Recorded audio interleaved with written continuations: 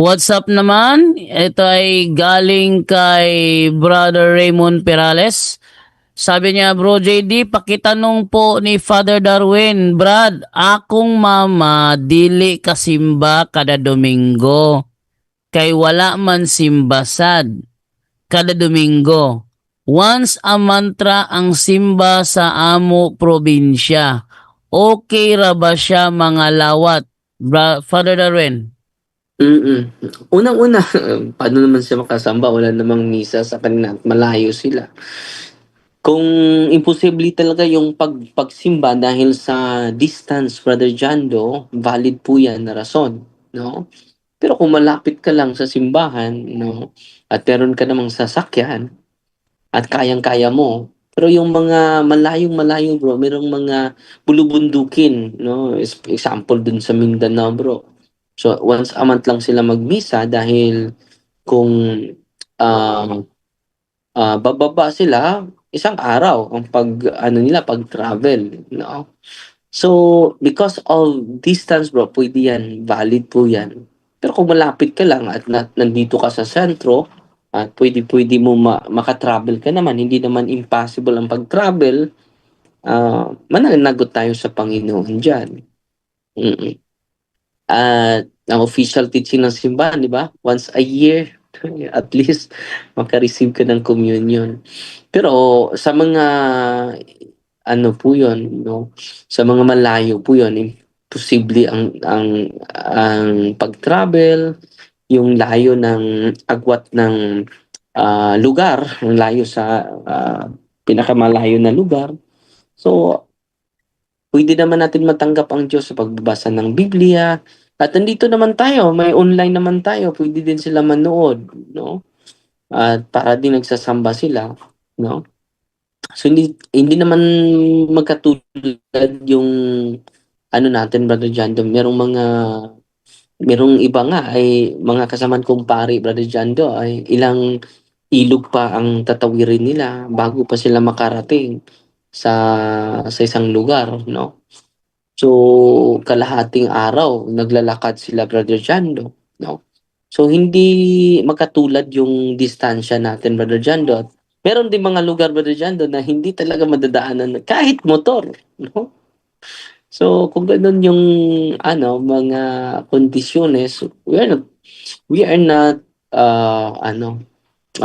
culpable of missing Sunday Mass, Brother Jando. Pero kung sinasadya mo, malapit lang yung simbahan, hindi ka pa rin nagsisimba, ba't yung kasalanan mo, Brother Jando?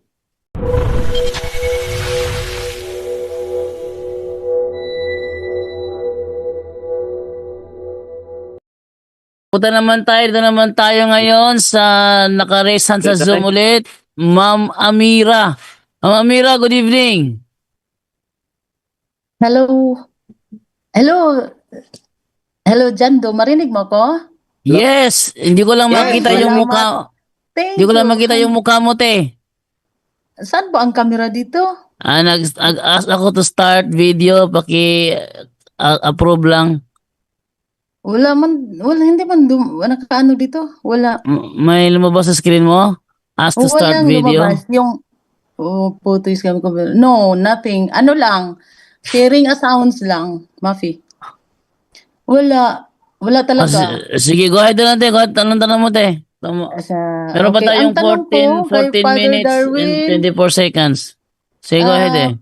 Father Darwin, Yes, magandang gabi. Sister Magandang Amira. gabi. May itatanong lang Magandang ako. gabi, Matagal kapatid. na kitang gustong itatanong ko to sa iyo. Yung ano ba, yung ang bahay ng papa ko, ang tinirhan namin hindi lupa namin. Ngayon, ang sabi ko, bilhin na lang namin yung lote namin na tinirhan. Kaya lang ang bangko hindi siya pumayag na bilhin ang 500 square meter lang. Sabi niya, dapat 1,000 lahat, isang hektar dapat bilhin mo kasi hindi daw sila nagbinta na parang ginamos na tingi-tingi. And then, kaya hindi ko gustong bilhin kasi yung may 48 families na nakatira. 48. Ngayon, sabi ng bangko, kung hindi mo yan mabili, kasama ka sa demolition. So, ang nangyari, binili ko lahat. Ngayon, nung nabili ko lahat, galit na galit ang buong family. Yung 48 na affected. Kasi demolish sila. Mm. So, Mm. sandamakmak na. Yung curse ang na ano ko Pagka- na natanggap sa kanila. Yung parang gitonglo ba ang among pamilya. Mm. Ngayon, ano ba, ang tanong ko, may kasalanan ba ako doon na binili ko yung lahat na titulado yung lupa binili ko sa bangko galing. Ba't ba din, mag-guilty ba ako? Ano sa palagay mo may kasalanan ba ako doon na binili ko ang buong lahat, ang buong area at saka na-demolish sila? Hindi naman kasalanan yung pagbili. Siguro, maikli lang yung panahon na binibigay mo sa kanila, no? Dahil matagal na sila doon, di ba? So, yung pagpalayas nila, right after or immediately sa pagbili mo, Hindi pa ay, there, 4 years pa after. 4 years pa after. Oo, So, ang ibinigay talaga ng abogado is 2 months. Pero nagiging 4 years kasi lagi akong nagbibigay ng chance. Ayaw talaga nilang umalis. Hanggang 4 years, ino-ultimatum. Kaya lang, gitonglo nila kami tanan sa among pamilya. So, unang-una, hindi naman sa kanila yon. Binibigyan naman sila ng 4 na taon, di ba? So, may problema din sa kanila, di ba? Dahil hindi naman sila may-ari. Buti nga na nakatira sila for how many years doon. So, malaki naman yung palugit mo. Akala ko, pinalayas mo agad without giving them a chance. No? Mahigit na, yung 4 years, mataas na yon, di ba? So, mas yung ginagawa mo is binibigyan mo naman sila ng mataas na panahon, di ba? Pero hindi nila sinusunod yung kondisyon, 2 months, di ba? Umaabot pa ng 4 years, di ba? So, Din ang okay, Father. So, Di ba yung gitonglo palugit Manila gitonglo. Ang among pamilya gitonglo. Din parang ewan ko lang, iba, nasa isip ko lang siguro. Kasi mula nung hinay-hinay, parang nagkagulo kaming magkapatid Yung nag-aaway-away kami. yun? Ha?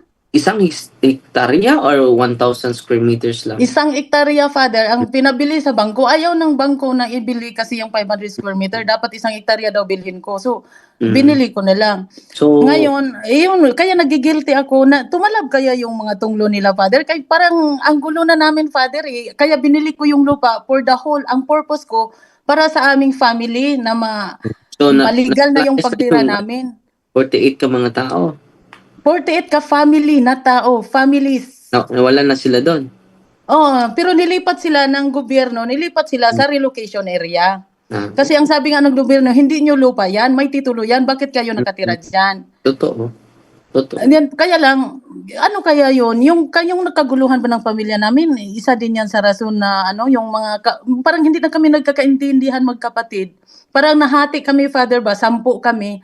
Parang ang 4, ang 5, parang hati, ang 5, parang nagkadalawang grupo kami na hindi kami magkaintindihan na. Mas mabuti na mag-usap kayo ng mahinahon dahil sa mga property magkaaway talaga yung mga kapatid dahil hindi magkatulad ng values, di ba? Mas mabuti na mag-uusap kayo ng mahinahon na iisipin natin na puro dapat mga desisyon natin ay para sa atin lahat. Hindi dahil merong mga tao kapatid mo pa iba mag-isip, no, para sa sarili lang niya, no. Yan po talaga yung katotohanan. Hindi nangulugan na automatic binabaran kayo, kinukulang. No? Kailangan i-process pa natin before tayo mag-jump into conclusion na may nag-course sa atin. No? Mas mabuti na mag-uusap kayo. Dublihin nyo yung pakikinig dahil dalawa yung tainga natin Isa lang yung natin. Isa lang yung bibig. Meaning, to talk less and listen more. Mas mabuti na mag-usap kayo without giving decision based on biases, based on prejudices. Kapatid. Okay, another question, bro, Last Father. question na yan, Ate Mira. Last question na yan. Okay. The same place, Father. So, yung old ancestral house namin sinira na. Pagkatapos, gumawa ako ng panibagong bahay. Ngayon, ang tanong ko, yung lupa ng old ancestral house namin, may yung kapatid ko nagkaroon ng abortion. And yun, sabi niya, ang baby daw, nilibing niya sa likod ng bahay namin. Ngayon, yung pag-abortion niya, Father, hindi yun hindi sila kasal mag-boyfriend, girlfriend lang sila. Ngayon, ang may pumuntang lalaki doon na by chance, may pumunta doong lalaki na siya, yung parang, ba siya, may magic. Narinig daw din niya yung bata na may umiiyak sa likod ng bahay. Then sabi ng kapatid ko, kasi diyan kung tinapon yung yung na-abort na bata. So ang tanong, anong gagawin doon, Father?